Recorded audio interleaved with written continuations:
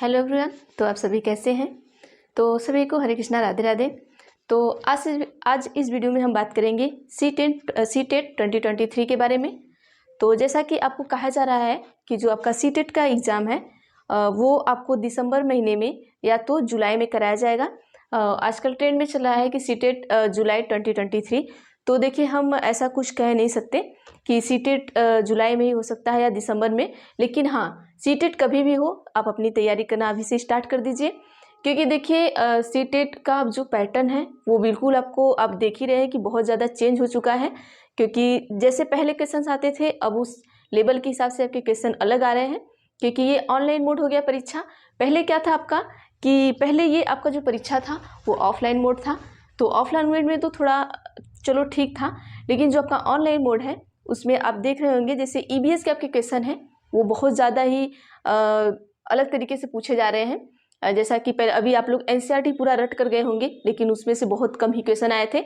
और पहले क्या होता था कि पहले एनसीईआरटी के बहुत अच्छे खासे क्वेश्चन आते थे, लेकिन अब क्या हो रहा है, जैसे यूपी टेट में आपको ईवीएस पूछा जाता है, अब सी टेट वाले भी उस तरीके से ईवीएस पूछ रहे हैं। और प्लस चलिए वो तो जो आपका यूपी टेट का बात छोड़ देते हैं, जिस तरीके से पूछ रहे हैं, लेकिन यहाँ पे अब क्या करें, आपकी समझ पर ही करके वो क्वेश्चन दे रहे हैं। आप कभी भी ऐसा नहीं कि हम यूपी टेट में रट कर चले गए तो ये कंफर्म है कि इसका आंसर यही होगा। तो आप समझ सकते हैं कि सी टेट में ऐसी चीज़ें नहीं हैं। तो आप वहाँ देखिए क्या होता है कि सी टेट में आप समझ सकते हैं ऐसी चीज़ें नहीं है, क्योंकि अगर हमारी समझ नहीं है तो हम सी टेट का एग्ज़ाम अच्छे से नहीं दे पाएंगे। तो हम मानते हैं कि आप क्या करिए, अभी से तैयारी करना स्टार्ट कर दीजिए। क्योंकि देखिए, अब बात करते हैं हम कि सी टेट कब होगा, कैसे होगा। तो पहले हम इस बारे में बात कर लेते हैं कि जो हमारा सी टेट है ये आपका ऑनलाइन मोड है। तो ये कंडक्ट कौन कराता है? ये हमारी सीबीएसई कंडक्ट कराती है। और ये जो परीक्षा है आपका साल में 2 बार होना रहता है। लेकिन ये तब आपका टाइम पर हो जाता था जब आपका ऑफलाइन पेपर होता था। तो वहाँ पे चीज़ें आसान थी। एक दिन में पेपर सारे लोगों का हो जाता था और 6-6 महीने पे एग्जाम को कंडक्ट करा देते थे। लेकिन अब क्या हो गया है कि ये पेपर ऑफलाइन मोड हो गया है, सॉरी ऑनलाइन मोड हो गया है। तो ऑनलाइन मोड होने की वजह से ये क्या हो रहा है कि इसमें बहुत डिले हो जा रहा है। क्योंकि अलग अलग फेज में पेपर कराना, फिर पेपर चेक करना, नॉर्मलाइजेशन करना, सारी चीज़ें आप देख रहे होंगे। उस तरीके से इनका जो रिजल्ट है वो लेट आना, ये सब चीज़ें होती रहती हैं। क्योंकि जब बहुत सारे पेपर बनाना ये चीज़ें, तो नॉर्मल है कि अगर वो चीज़ें हम भी करेंगे तो हमारे साथ भी ऐसा ही होगा। तो हम किसी को ऐसे पर्सनली या फिर मैं किसी को ये नहीं कर रही हूँ कि वो लोग लेट करते या कुछ। चीज़ें जब बढ़ जाती है या काम बढ़ जाता है तो होता है ऐसा। और देखिए यहाँ पर क्या है कि अगर आप सोच रहे हैं कि पेपर दिसंबर में होगा, हम तैयारी ना करें, तो आप ऐसा मत सोचिए और सी टेट की तैयारी आप करिए। देखिए, सी टेट की जो तैयारी है आप अभी से स्टार्ट कर दीजिए। और अब 1 जुलाई को जुलाई मानकर आप तैयारी करिए। अगर दिसंबर में अगर पेपर होता है तब तो आपके पास बहुत टाइम है, लेकिन 1 जुलाई मानकर अपना तैयारी करिए। क्योंकि देखिए, इसमें 2 तरीके के बच्चे होते हैं। एक तो एकदम फ्रेशर बच्चे होते हैं, और एक बच्चा जो होता है वो अभी सी टेट दिए होंगे आप लोग, किसी का 1 नंबर से, किसी का 2 नंबर से ऐसे रुक गया होगा। तो 2 तरीके से बच्चे होते हैं। तो जिन्होंने तो सारा सिलेबस पढ़ लिया है, 1 नंबर 2 नंबर से रुक गया है, चलो भाई, अगर उनके लिए दिसंबर में पेपर होता है तो उनके पास बहुत टाइम है। मैं मानती हूँ कि बस उनको प्रैक्टिस करने की ज़रूरत है, क्योंकि वो एक बार सारा सिलेबस कवर कर चुके होंगे। और किसी कारणवश बस उनका 1-2 नंबर हो जाता है कभी कभी ऐसी चीज़ें। लेकिन जो फ्रेशर बच्चे हैं उनके लिए तो टाइम चाहिए ही। तो जो फ्रेशर बच्चे हैं, जो अभी अभी इस कहते हैं ना, अभी अभी इस दौड़ में आए हैं, तो वो क्या करें, अभी से चीज़ें स्टार्ट कर दें। क्योंकि जब चीज़ें आप अभी से स्टार्ट नहीं करेंगे तो आप आगे चीज़ें आपको बहुत मुश्किल हो जाएंगी। और मैं ये सजेस्ट करूँगी कि जितने भी पेपर सी टेट के हुए हैं, अभी तो बुक आ गई है प्रीवियस ईयर की, जो आपका पहले का प्रीवियस ईयर है आप उसको भी ख़त्म करिएगा। अभी पहले आप थ्योरी पढ़िए, तो प्रीवियस ईयर के बारे में बताऊँगी। सबसे पहला आपका क्या है, सबसे पहला आप क्या करेंगे, सिलेबस। सबसे पहले आप सिलेबस को कवर करेंगे। एक फटाफट से एक नज़र से आप सिलेबस पूरा पढ़ेंगे और उन्हें क्या करेंगे, अपनी कॉपी में नोट करेंगे। देखिए, सिलेबस पढ़ने के लिए आपको टाइम चाहिए ही चाहिए, तो आप चीज़ें अभी से स्टार्ट करेंगे तभी हो पाएगा। सिलेबस कवर करने के बाद आप क्या करेंगे, प्रैक्टिस सेट करेंगे। प्रैक्टिस सेट में क्या करेंगे, सबसे पहले आप प्रीवियस ईयर को कवर करेंगे। जब तक आप प्रीवियस ईयर को कवर नहीं करेंगे, चीज़ें आप सी टेट में तो पॉसिबल नहीं है कि सिर्फ आप थ्योरी पढ़ के ही चीज़ों को कर पाएँ, क्योंकि सीटेट सबसे ज़्यादा आपको प्रैक्टिस सेट मांगता है। तो प्रैक्टिस आप जितना करेंगे सीटेट में, क्योंकि वो आपके थिंकिंग के आधार पे क्वेश्चन होते हैं, तो अभी बिना प्रैक्टिस सेट के आप चीज़ें नहीं कर सकते हैं। तो मेरा मानना है कि जब मैंने भी सीटेट दिया था तो मैंने भी सबसे ज़्यादा मैंने प्रैक्टिस किया था। मैं एक बार पूरा सरसरी निगाह से मैंने पूरा सिलेबस कवर किया। सिलेबस कवर करने के बाद जब एग्ज़ाम 1 मंथ रह गया तो मैं क्या की थी, मैं प्रीवियस ईयर की थी, और प्रीवियस ईयर करने के बाद मैं प्रीवियस ईयर सिर्फ एक बार नहीं हल की थी, मैंने 3 बार हल किया था। मतलब एक ही प्रीवियस ईयर को मैंने 3 बार हल किया था। इससे क्या होगा आपको कि जब प्रीवियस ईयर आप हल करेंगे, 3 बार हल करेंगे, 2 बार हल करेंगे, तो चीज़ आपके दिमाग में बैठेंगी कि हाँ क्वेश्चन ऐसे होते हैं तो इसके आंसर किस तरीके से हो सकते हैं।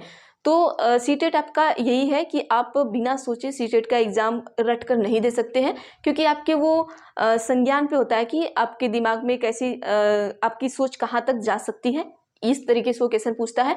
और अब तो और भी ज़्यादा टफ तरीके से क्वेश्चन पूछ रहा है। तो मेरे हिसाब से तो आपको अभी से तैयारी करना स्टार्ट कर देनी चाहिए। बाकी चीज़ें मैं आपको बताती रहूँगी, और कब से सिलेबस का कब से स्टार्ट करना है, क्या करना है, वो हमें कमेंट बॉक्स में आप करिएगा। तो मैं बताऊंगी कि आपको मैं कब से सीटेट का क्लासेस स्टार्ट करूंगी विथ थ्योरी। और अभी थोड़ा मेरा बोर्ड ख़राब हो गया है, ख़राब क्या हुआ है, मैंने हॉस्टल चेंज किया है, तो बोर्ड मैंने लगवा नहीं पाया है। मैं देखती हूँ अगर कुछ दिन में बोर्ड लग जाएगा तो शायद आपकी क्लासेस स्टार्ट हो जाए, या फिर मैं आपको अगर नहीं हो पाया तो मैं आपको PDF से क्लासेस स्टार्ट करूँगी। और बाकी मैं अभी आपको इस वीडियो के बाद एक छोटा सा क्लिप देके मैं आपको सारा सिलेबस मैं बता दूंगी कि क्या क्या सिलेबस है, कैसे चेंजेज है, तो वो चीज़ें आप देख लीजिएगा। और बाकी देखिए आपका जो मैं बता देती हूँ इसमें, बाकी चलिए मैं आगे जो भी है मैं आपको बाद में बता दूंगी। और मतलब किस तरीके से देना है, सीटेट पास करने के बाद आप कहाँ पर जा सकते हैं, क्या कर सकते हैं, वो चीज़ें। क्योंकि यहाँ पे देखिए 2 तरीके या 3 तरीके के बच्चे होते हैं यहाँ पर। एक तो सीटेट क्वालिफाई कर चुके होते हैं, उन्हें अच्छा मार्क्स गेन करने के लिए वो पढ़ते हैं। दूसरे वो बच्चे होते हैं जो 1-2 नंबर से मतलब रुक जाते हैं, उनको वो पढ़ते हैं। और एक दो बच्चे वो होते हैं फ्रेशर होते हैं, तो मुझे फ्रेशर के लिए भी वीडियो बनानी है, तो मैं उन्हें डिटेल में बताऊंगी कि आप सीटेट क्लियर करने के बाद आप क्या क्या चीज़ें कर सकते हैं, कैसे कर सकते हैं, और कौन सी एग्ज़ाम दे सकते हैं क्या। तो मैं वो आपको अगली वीडियो में बताऊंगी, क्योंकि वीडियो बहुत ज़्यादा बड़ी हो जाती है। तो चलिए आज के लिए बस इतना ही। और बाकी मैं अभी आपको सिलेबस डिस्कशन कर देती हूँ कि कैसे कैसे सिलेबस है, क्या सिलेबस है, तो मैं इसी वीडियो में आपको क्लिप कर दूंगी। और मैं आपको सारा सिलेबस, क्योंकि अभी बोर्ड नहीं है, नहीं तो मैं बोर्ड पे बता देती। तो मैंने PDF तैयार किया है सिलेबस का, तो मैं वो आपको प्रोवाइड कर दूंगी, तो आप सभी वहाँ से देखिएगा कि क्या क्या सिलेबस है। और हाँ, आप सभी सिलेबस को लिखिएगा, खुद के हाथ से लिखिएगा, और लिखकर आप अपने दीवार पर चिपकाइएगा। तो फिर पॉइंट टू पॉइंट आप सिलेबस को पढ़ेंगे तो वो चीज़ें आपको ज़्यादा समझ में आएगी। तो चलिए थैंक यू आप सभी को, और फिर हम देखते हैं क्लासेस कैसे होती हैं, क्या चीज़ें, फिर मैं आपको नोटिफिकेशन देती रहूँगी।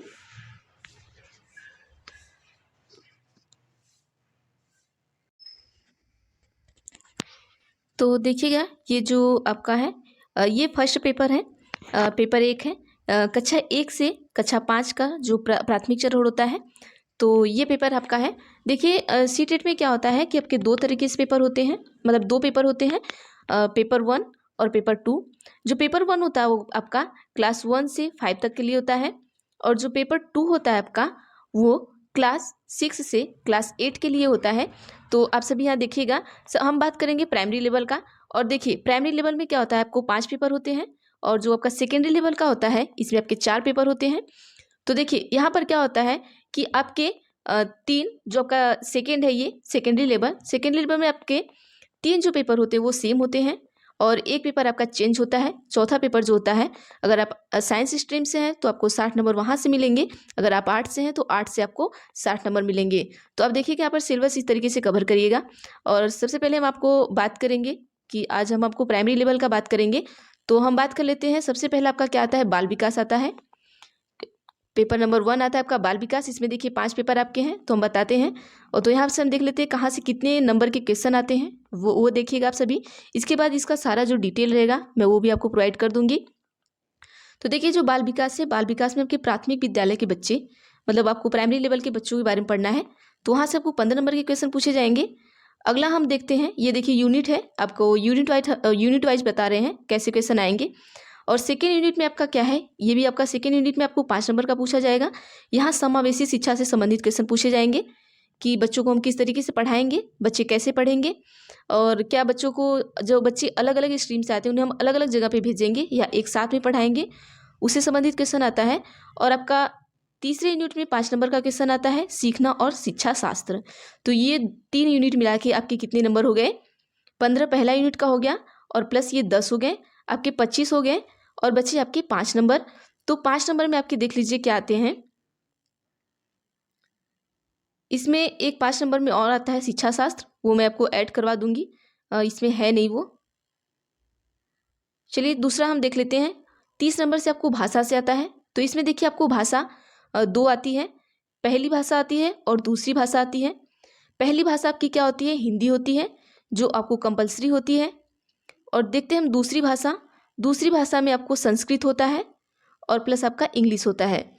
जो संस्कृत और इंग्लिश होता है ये ऑप्शनल होता है हमारा, इसमें से आप कोई भी भाषा चूज कर सकते हैं, या तो आप संस्कृत चूज कर सकते हैं या आप इंग्लिश, दोनों में से कोई भी ले सकते हैं। तो चलिए हम यहाँ पर देख लेते हैं यहाँ से क्वेश्चन कैसे पूछे जाते हैं। भाषा 1 से आपको 30 प्रश्न पूछा जाता है।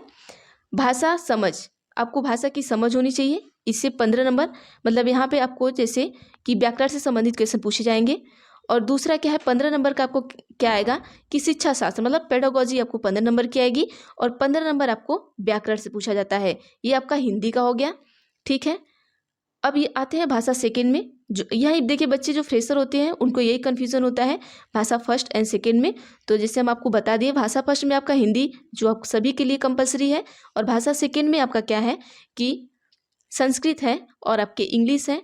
तो जिसे मन है वो संस्कृत ले सकता है, और जिसे मन है वो इंग्लिश ले सकता है। दोनों में से आप कोई भी भाषा चूज कर सकते हैं, ये ऑप्शनल होता है आपका। तो चलिए हम देखते हैं भाषा सेकंड में क्या है। जैसे भाषा सेकंड में आपने इंग्लिश या तो संस्कृत ले लिया, तो इसमें भी आपको 30 नंबर के क्वेश्चन पूछे जाते हैं।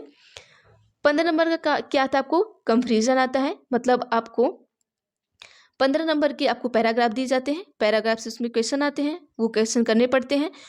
ये 15 नंबर में से आपका क्या होता है कि कुछ क्वेश्चन आपके व्याकरण के भी होते हैं, और कुछ क्वेश्चन क्या होते हैं उसी पैराग्राफ के अंदर से होते हैं। दूसरा क्या है, 15 नंबर का आपका क्या आता है, शिक्षा शास्त्र, मतलब पेडागोजी। आपको 15 नंबर का अलग आता है, और 15 नंबर का सारे में आपको पेडागोजी पूछे जाते हैं। तीसरा देख लेते हैं। तीसरा आपका क्या है, मैथ है। तो मैथ में कहाँ से कैसे क्वेश्चन आते हैं वो देख लेते हैं। तो देखिए 15 नंबर का आपका जो सामग्री है वहाँ से आता है, जैसे ज्यामिति से आता है, आकार, स्थानिक समझ, हमारे आसपास ठोस, ये हो गया। ये देखिए जो गणित है, गणित के जो समझ है उससे क्वेश्चन है। उसके बाद 15 का पेडागोजी भी आएगा, आगे हम देखेंगे। आकार एवं स्थानिक समझ, हमारे आसपास ठोस, नंबर, जोड़ना एवं घटाना। देखिए ये बहुत आसान नहीं होता है, लोगों को लगता है कि यहाँ का जो गणित होता है सीटेट का वो आसान होता है, लेकिन इस बार का आप मैथ देखे होंगे तो आपको समझ में आया होगा कि मैथ कैसी है। गुणा, विभाजन, माप, वजन, समय, आयतन, ये देखिए आपके चैप्टर हैं। और उसके बाद डेटा संधारण, पैटर्न्स और पैसे, इससे संबंधित आपको क्वेश्चन पूछे जाते हैं। और 15 नंबर का आपका इसी में से क्या हो जाता है, 15 नंबर का आपका मैथ्स का न्यूमेरिकल हो जाता है, और 15 का आपका क्या हो जाता है, पेडागोजी हो जाता है। हम देखते हैं अगला, पर्यावरण से संबंधित। पर्यावरण से भी आपको 30 क्वेश्चन पूछे जाते हैं, ठीक है। तो सामग्री से 15 क्वेश्चन हो गए आपके, और ये हो गया आपकी पेडागोजी के। पेडागोजी में आपके क्या है, परिवार, दोस्त, रिश्ते, काम और खेल, जानवर, पौधे, भोजन, आश्रय, पानी, यात्रा, चीज़ें हम जो बनाते हैं। ये जो 6 थीम है वो आपको सारी 6 थीम पर्यावरण में आपको पढ़नी है, ठीक है। और अगला हम देख लेते हैं। देखिए ये इतना हो गया, मैं आपको बता देती हूँ सब्जेक्ट कौन कौन से हैं, कैसे कैसे क्वेश्चन है।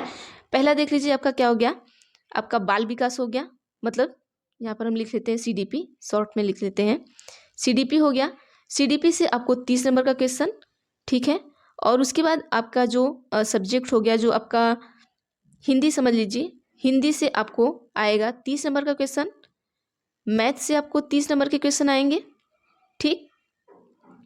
फिर आगे हम देख लेते हैं, संस्कृत या इंग्लिश आप लिए, ये दोनों ऑप्शनल है, तो इससे क्या होंगे, आपके 30 नंबर आएंगे। उसके बाद हम देख लेते हैं EVS से भी आपको क्या आएंगे, 30 नंबर के क्वेश्चन। तो ये टोटल मिला के आपके 150 नंबर के क्वेश्चन हो जाते हैं। इसमें कोई निगेटिव मार्किंग नहीं है आपकी, लेकिन हाँ अभी जब से ये पेपर ऑनलाइन हुआ है तब से आपका ये नॉर्मलाइजेशन होना स्टार्ट हो गया है। तो ये चीज़ें चलती हैं, क्योंकि किसी शिफ्ट में पेपर हार्ड आता है, किसी शिफ्ट में पेपर थोड़ा नॉर्मल आता है। तो इन चीज़ों को सेम करने के लिए नॉर्मलाइजेशन किया जाता है। तो चलिए अगली वीडियो में हम जब दूसरी वीडियो लाएंगे तो उसमें हम आपको सारी चीज़ें बताएंगे, जो फ्रेशर स्टूडेंट हैं उनके लिए बताएंगे। ये तो अभी फ्रेशर स्टूडेंट को नहीं समझ में आएगा चीज़ें, क्योंकि वो जो एक बार एग्ज़ाम दे चुके हैं, इन्हें वो समझ में सारी चीज़ें अच्छी तरीके से आ रही होंगी। फ्रेशर के लिए मैं अलग से एक वीडियो बनाऊंगी जिसमें मैं उनको डिटेल अच्छे से बताऊंगी। तो चलिए आज की वीडियो में बस इतना ही। वीडियो अच्छी लगे तो वीडियो को लाइक ज़रूर करिएगा, और चैनल पर नए हैं तो प्लीज़ चैनल को सब्सक्राइब कर लीजिएगा और बेल आइकन को भी क्लिक कर लीजिएगा, ताकि मैं जो भी वीडियो लाऊं वो आप तक ज़रूर पहुँचे।